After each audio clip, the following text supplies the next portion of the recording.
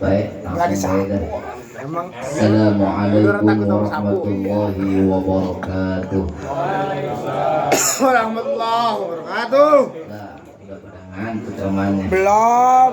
Yang bener apa? Dingin. Kopi udut. Alhamdulillah wassalatu wassalamu ala Rasulillah Muhammad ibn Abdullah wa ala alihi wa ashabihi wa mawalah. La haula wa la quwwata illa billah. Rabbi shrah li sadri wa yassir li amri wahlul min lisani yafqahu qawli. Allahumma la sahla illa ma ja'altahu sahla wa anta taj'alul hazna idza syi'ta sahla bi rahmatika ya arhamar rahimin. Walhamdulillahi rabbil alamin. Qala an-nabiy sallallahu alaihi wasallam an-nikahu sunnati faman raghiba an sunnati falaysa minni. Shadaqallahul azim. Amin. Wa sadaqa rasuluhul karim wa nahnu ala dzalika musyahidin wa syakirin walhamdulillahi rabbil alamin. Amin. Itu maksudnya. Gagal si Dimas juga. Nah, langsung di 8 aja udah. Gas. Gini. Kalau berbicara nikah, apalagi detik-detik mau akad nikah, ini rata-rata nih yang ada di mari udah ngerasain semua, rata-rata. PR pengen rasain lagi? Ya.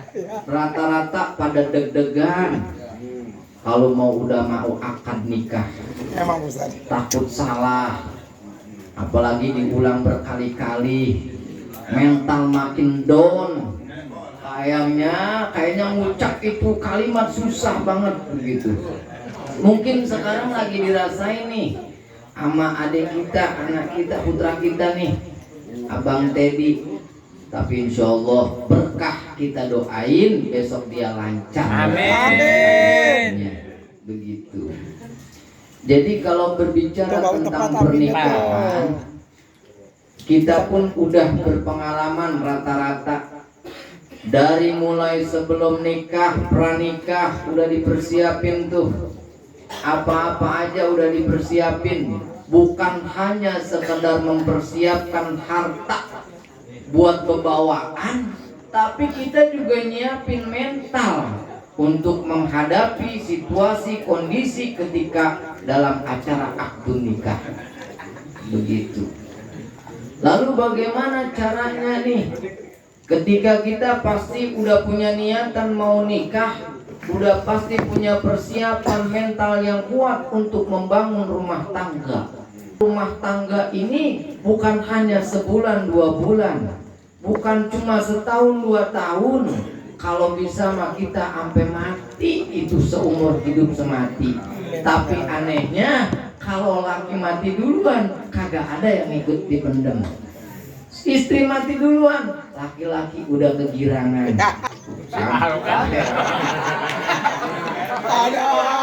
Ngomongnya sehidup semati, tapi bukan begitu ceritanya.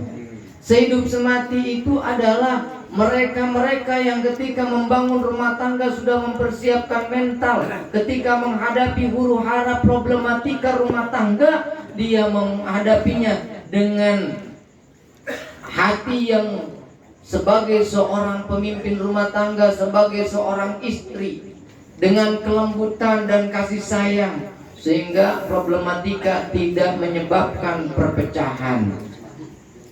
Makanya mentalnya harus kuat. Bagaimana supaya membangun mental yang kuat? Nyari ilmunya.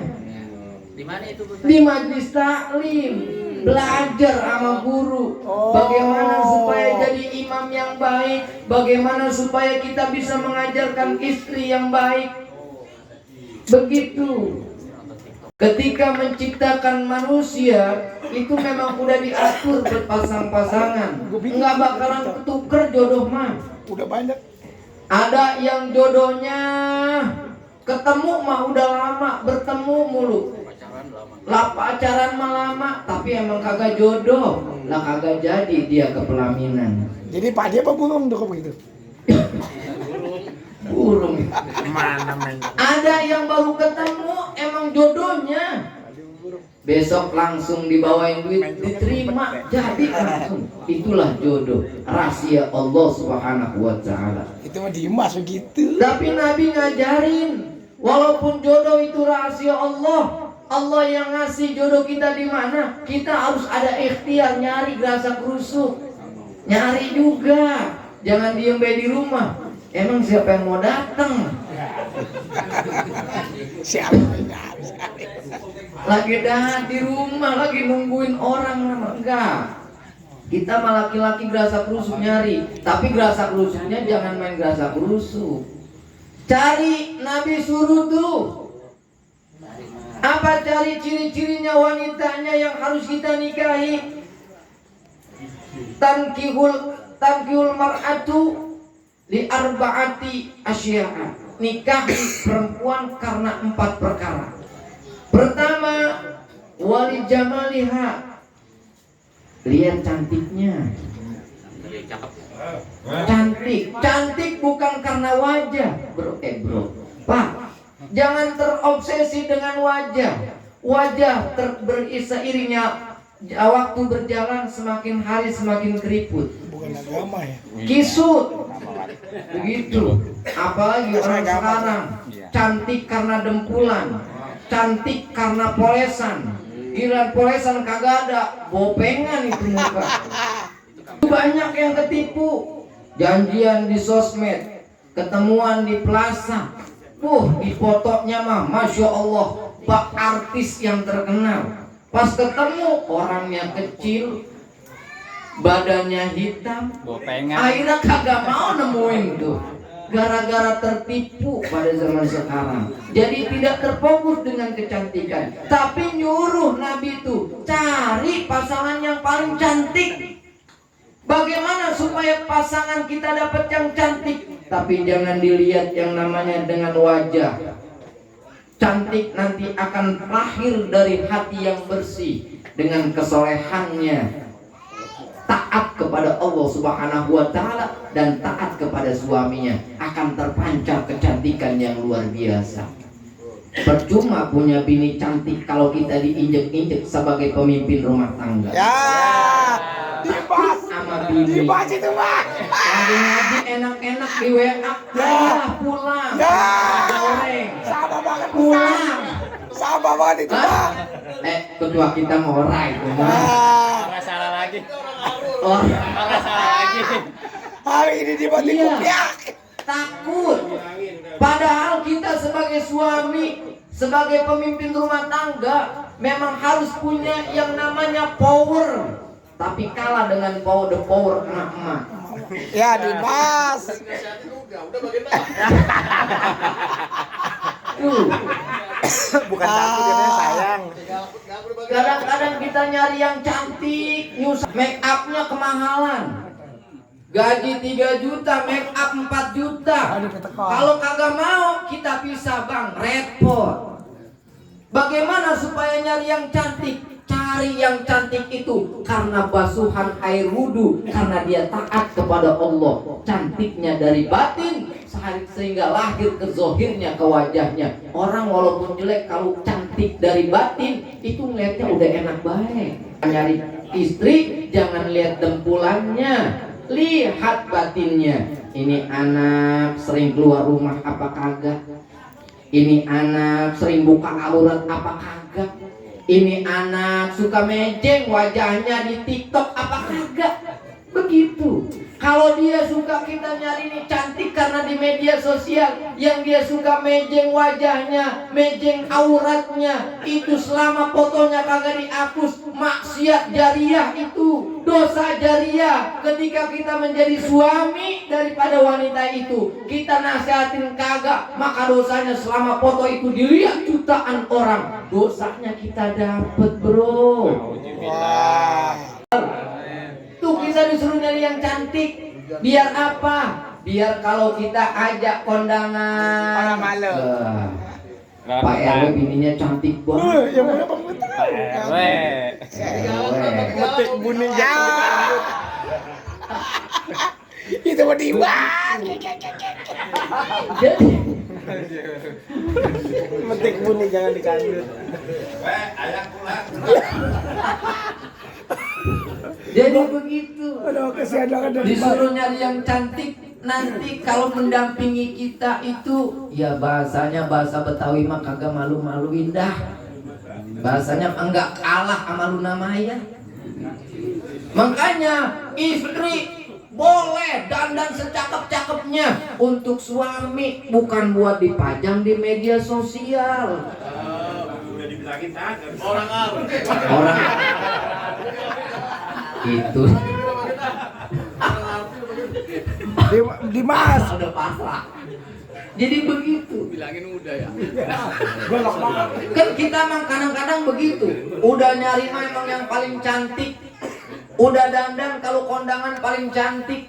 Giliran sama kita aja, Masya Allah, butek. Rambut wul-wul tuh kata PRT, dasarnya pada bolong. Cuek baik. Giliran mau ngaji itu dandan udah kayak 2 jam baru selesai. Masya Allah. Padahal mah ketika ada laki-laki lain melihat itu padahal bikinnya cantik amat ya, Masya Allah. Itu ada yang menyium harum bau wanginya, dia minyak wangi, dosanya dapet tuh suami. Ya.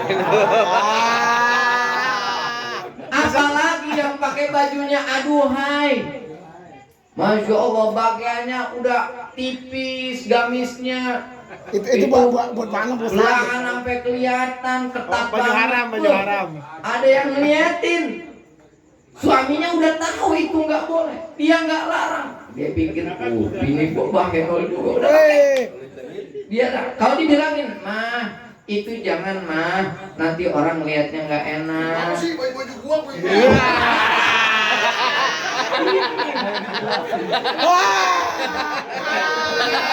Bukan begitu mah, iya mama yang beli. Tapi kan kalau mama itu pakai, ayah kagak bilangin mama itu dosa. Ayah dapat dosanya mah. Tapi karena ayah sudah bilangin, mama tetap pakai, tanggung dewek dosanya mah. Suami kagak nanggung. Biarin maksudnya biarin. Makanya Kadang-kadang kagak begitu. Orang laki-laki sekarang malah bangga istrinya pakai begitu. Mama cantik bener dah. kalau mau tidur nggak apa-apa Ustaz.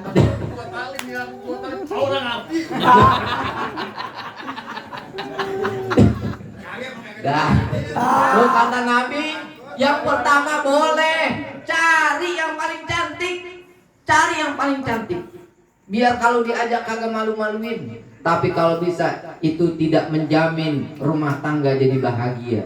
Banyak punya bini cantik ketakutan, akhirnya diumpetin be itu bini orang boleh kemana-mana. Banyak bini cantik karena kecantikannya, akhirnya itu bini asal pakai handphone juga udah diperiksain, cemburunya luar biasa. Berantem mulu. Itu mah tema juke. Begitu. Pesain. Boleh cari yang cantik, disuruh sama Nabi. Yang kedua, wali hasabiha. Lihat juga nasabnya. Jangan main ini aja.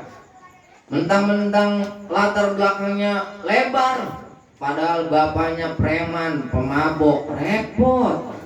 Cari bagian dia miskin tapi keturunan kiai, nikahin. Cari nasab yang baik. Minimal kalau bapaknya nih mungkin sholatnya mah belum baik, tapi dia punya kakeknya seorang ustadz, seorang kiai yang rajin ibadah, berarti punya akar yang baik. Karena nanti darahnya mengalir, kemudian akan mengalir keturunan kita. Kalau akarnya cakep, insya Allah lahir keturunan kita juga cakep. Amin. Nah, jadi begitu. Nasab yang kedua, cari orang tua yang baik, yang rajin ibadah, yang rajin ke masjid, yang rajin ke majlis taklim. Cari itu orang tua, nasabnya yang baik. Jangan yang premean, jangan. Anak Ustaz anak udah gede kok. Iya. Anak saya masih tinggi. Nah, yang kedua, yang ketiga, wali maliha. Cari juga calon bini juga boleh kita nyari yang kaya. Boleh. Liatin latar belakangnya, lebar apa kagak, boleh. Cari yang kaya. Walaupun kita susah, kadang-kadang kita kan minder. Tapi kalau yang namanya jodoh, Allah takdirkan. Walaupun kita nyari ketemu sama yang kaya, kalau jodoh udah pasti diterima. Ini mah Dimas pas banget emang Dimas begini nih. Oh iya. Latarnya lebar. Kan. Tuh, cari yang kaya, yang kontrakannya banyak, yang punya apartemen, yang punya hotel, apalagi yang punya mobil mah. Cari yang kaya, boleh kata Nabi. Kenapa? Agar nanti kita nih punya keturunan kagak susah-susah amat. Biar nanti dia hidupnya bahagia, berkecukupan. Ada buat kita, buat keturunan kita. Begitu. Jangan warisin kain sarung doang. Warisin kontrakan 10 pintu. Warisin kontrakan tuh 20 pintu. Begitu. Warisin kain sarung doang sama mukena. Cari yang kaya, boleh kata Nabi. Yang terakhir nih paling penting. Ini yang paling penting. Yang pertama, karena kecantikan belum jamin rumah tangga sakinah mawaddah warahmah.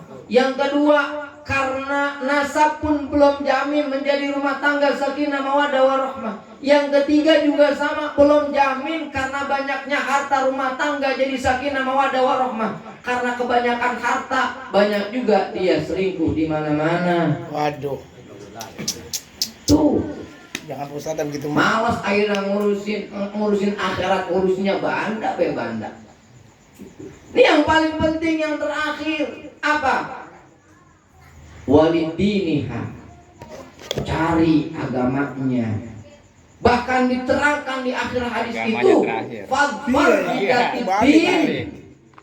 Lebih penting itu adalah agamanya. Kalau agamanya bagus, insya Allah rumah tangga lurus. Agamanya bagus, insya Allah rizkinya juga lurus.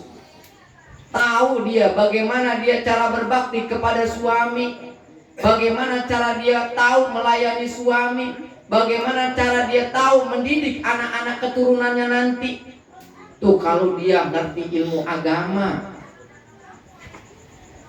Jadi cari yang lebih agamanya. Kita nih suami belum bisa ngaji, cari bini yang bisa ngaji. Udah nengok, gua kalau bisa ngaji punya bini pesantren. Mau nyari lagi. Dapet.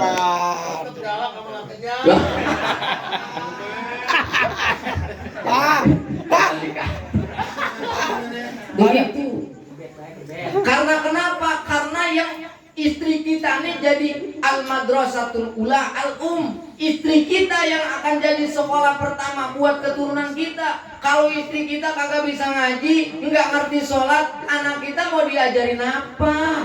Benar-benar bisa benar. Makanya di paling penting kan ditekankan oleh Nabi, fadfar bidatiddin, yang lebih utama tentang agamanya.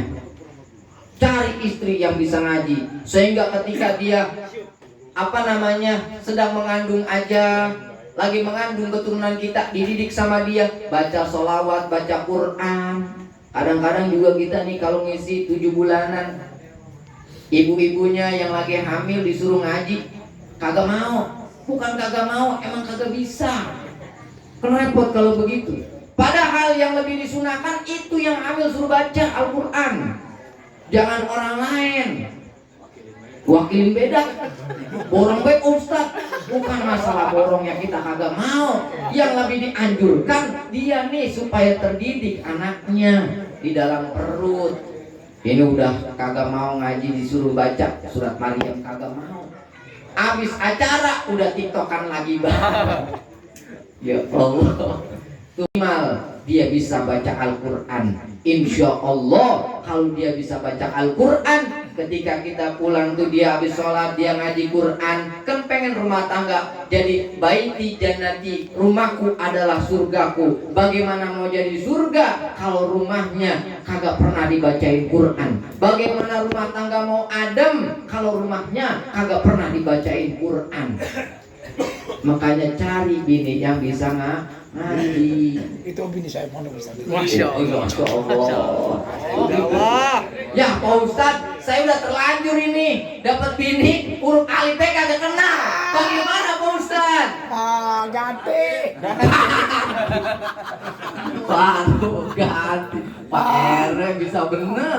Aduh. Bagaimana Pak Ustadz? Ya udah kagak apa-apa. Sekarang situ rajin ngaji, bininya suruh rajin ngaji juga. Ajarin bini. Jadi jangan diajarin ngitung duit aja, ajarin ngaji. Ya Allah, tuh Nabi begitu. Cari yang terakhir itu paling penting adalah agamanya. Istri kita menjadi sekolah pertama buat keturunan-keturunan kita yang kita berharap pengen punya anak yang soleh dan soleha. Begitu. Kemudian yang terakhir, ini nikah, yang namanya nikah itu sunnah. Walaupun sunnah sangat ditekankan sama Nabi. Kenapa? Kata Nabi, an-nikahu sunnati. Nikah itu adalah sunnahku. Sunnah. Faman raghiba an sunnati falaysa minni, dianjur sama Nabi. Jadi kalau orang yang kagak mau nikah, udah mampu kagak mau nikah, falaysa minni kata Nabi. Dia itu bukan dari golonganku. Tuh Nabi ngancem. Udah enak bukan kan nikah. Iya. Enak. Iya. Begitu. Jadi itu nikah sunnah, tapi di situ punya keutamaan. Makanya kalau pengen punya hajat nih, hajat. Ini ada waktu yang istimewa di saat khutbah nikah. Ini banyak yang pada kagak tahu. Belum tahu. Jadi kalau orang lagi khutbah nikah, jangan pada merokok sebenarnya. Tuh. Nih lagi kita ngadirin nih, lagi khutbah nikah, jangan merokok. Dengerin tuh khutbah nikah. Ketika dia ada kalimat baca istighfar bareng-bareng, dijamil istighfar, astagfirullahaladzim, kemudian syahadat, asyhadu alla ilaha illallah wa asyhadu anna muhammadar rasulullah. Di situ tempat doa yang paling makbul, yang tidak ditolak sama Allah. Kita doa Jadi, tuh. doa tuh kita, ya Allah, tapi doanya jangan, ya Allah saya pengen nikah lagi, jangan. Saya pengen akad lagi kayaknya, ya Allah jangan. Doain, ya Allah mudah-mudahan saya pulang dari sini bisa kawin lagi, tambah solehah. Amin. Kalau istri solehah, pasti dia ngerti apa yang saya pinginkan. Nikah kawin lagi. Soalnya boleh kata ini kawin. Kita mau copot itu Pak. Jadi begitu. Jadi jamaah yang rahmat Allah Subhanahu wa taala. Potong. Jadi Boleh. itu doa di situ yang doanya sangat makbul, yang diterima oleh Allah Subhanahu wa taala. Dan juga kenapa dianjurkan menikah? Karena kata Nabi begini, kita kalau hidup sendiri luntang-lantung hidup, kagak tahu tentu arah. Sukses juga, seandainya sukses buat siapa? Nyari buat siapa? Tapi pesan buat kita nih yang sudah nikah dan yang mau nikah, ketika sudah nikah seorang suami, tetap surgamu ada di bawah telapak kaki ibumu. Dan istri ketika sudah lafaz akdu nikah, pada saat itu selesai pelafazan akdu nikah, maka surgamu pindah ke telapak suamimu yang sudah menjadi suamimu. Jadi seorang suami wajib harus berbakti sama ibunya. Seorang istri kagak boleh ngelarang-larang suaminya bagi duit sama emaknya. Ceritanya kan udah lumrah kita dengar tuh. Alqamah. Kurang ahli ibadah apa Alqamah? Sholat tahajud, puasanya, Masya Allah luar biasa. Sholat sunnahnya bisa 1000 rakaat, tapi matinya su'ul khotimah. Sebab kenapa? Karena punya bini cantik, bininya cakep. Dia setelah ketika sudah menikah mentingin bagian bininya doang. Dia lupa sama emaknya, sehingga emaknya tuh kecewa, rasa sakit hati. Mentang-mentang udah nikah, ya Allah, kagak pernah ditengok, kagak pernah dijabanin.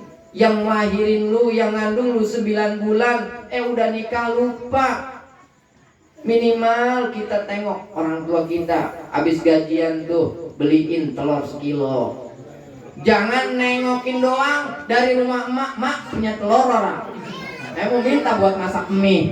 Nah, Ada telur. dan mau telur puyuh, telur cicak. Jadi begitu. Karena keberkahan. Kita laki-laki punya doa mustajab 2, bahkan 3. Pertama, doa seorang ibu. Kalau kita kasih keberkahan, senang sama ibu kita, rezeki kita mengalir. Yang kedua, istri kita, doa seorang istri kepada suami. Kalau kita rajin gembirain istri, rajin bagain istri, sampai kayak lagi rajin ngasih duit sama istri, maka istri senang, rezeki kita ngalir. Setiap dia doa, tembus arsy-Nya Allah Subhanahu wa Ta'ala. Yang ketiga, kalau punya anak perempuan, tuh doanya mustajab buat bapaknya. Jadi yang belum punya anak perempuan, bikin dah. Lanjut. Pulang dari sini, emang kayak bikin main-mainan. Nunggu dulu, garis 2 dulu, ntar 9 bulan dicek dulu 7 bulan. Ini lanang apa perempuan nih? Kalau lanang lagi, bikin lagi. Jadi itu 3 perempuan tuh. Makanya kita sebagai laki-laki, sebagai suami, tetap surga kita ada di telapak kaki ibu. Jangan kau sakiti ibu, jangan kau lupain dia. Selagi masih ada, hormati, sayangi dia, maka kau akan berkah hidupmu. Yang kedua, bagai istri, bahagiain istri. Yang ketiga, kalau punya anak perempuan tuh doanya makbul sampai ke hadirat Allah Subhanahu wa Ta'ala. Mudah-mudahan ini mah cuma sharing aja, bukan nasehatin, bukan ngajarin, tapi berbagi. Khususnya buat Bang Teddy yang besok nih akad nikah. Jangan kau sampai ketika sudah nikah kau lupakan ibumu. Tetap dimanapun kau berada, tengok wajah ibumu selagi masih ada, karena doa dia tembus ke arsy-Nya Allah Subhanahu wa Ta'ala. Amin. Begitu. Sayangi ibu. Untuk istri Ismayati besok udah akad nikah, jadi istrinya Bang Teddy. Taatlah kau pada Teddy. Selain kau taat kepada Allah, maka surgamu ada di telapak kaki suamimu. Jangan kau durhaka kepada suamimu. Itu insya Allah. Mudah-mudahan kita doain bersama besok acara akad nikahnya lancar, fasih lisannya, dan semuanya membawa keberkahan. Dan juga wabil khusus Bapak Jamal beserta keluarga yang punya acara, insya Allah berkahnya. Dan juga resepsinya nanti akan berjalan lancar, penuh keberkahan, rizki yang halalan wasi'an mubarakan di dunia wal akhirah, dan semuanya dalam keadaan sehat wal afiyah. Al-Fatihah. A'udzubillahi minasyaitonir rajim. Bismillahirrahmanirrahim. Alhamdulillahi rabbil alamin. Arrahmanir rahim. Maliki yaumiddin. Iyyaka na'budu wa iyyaka nasta'in. Ihdinas siratal mustaqim. Siratal ladzina an'amta 'alaihim ghairil maghdubi 'alaihim waladdallin. Amin.